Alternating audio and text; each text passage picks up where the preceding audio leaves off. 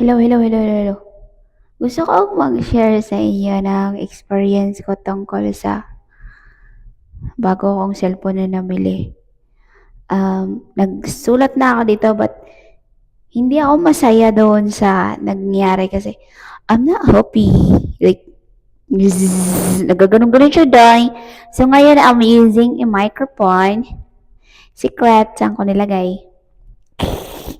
Um, to share with you, to all of you guys right there na naggamit din ng cellphone na kagaya ko, mas maganda pala siya kapag naka-on yung data tapos naka-on yung airplane mode. Kasi hindi siya maaksaya sa GB. And marami ka palang settings na kailangan gawin para hindi maano yung battery health niya kasi just now I know na kailangan mo palang ingatan yung battery health niya kasi kapag mag 80% na siya, papalitan na siya, di ba? Sa iba. So, in my case, gusto ko, bago ko siya palitan, like mag 70% siguro muna siya. But bago tayo dadating sa ganyan na point, mas maganda siguro kung ingatan muna natin yung cellphone natin, right? So, the best thing na magagamit mo yung cellphone mo is 2 hours. After 2 hours, papahingayin mo siya ng 16 hours or 10 hours. It's just up to you. And then, pagkatapos ng 10 to 15 hours na pinahinga mo siya, gagamitin mo siya ulit.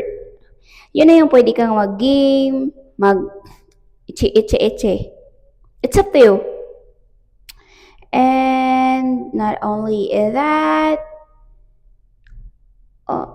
tungkol naman sa screen, kailangan lagi siyang naka-off kung hindi mo siya ginagamit or either i-off mo yung data kasi kahit di mo ginagamit yung apps or di mo ginagamit yung cellphone mo basta naka-open yung data mo, nag-aano talaga siya, nag-a-absorb siya ng mga informations.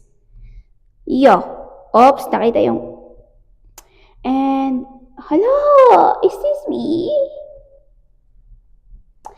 And kuan sad siya, day. Dili ka pwede mo gamit og lain nga charger, day. Kung gamiton nimo ang charger sa Android, day, maguba siya, day. Mahal kayo siya paayo, day. There is a possible na kung magputa-puta ka pa ka sa mga lain-lain na mga ayok, pagtripan pa imong cellphone, day. Sa unsa-unsa na sabi istorya sa mga ngayong, ani guba, pero wala na, day. Gipangtangtangan na imong mga cellphone, day. Kay para kuan po niya sa lain, ibaligya na dito sa lain og mahal, day. Siyempre, wala kay bugo kay taday.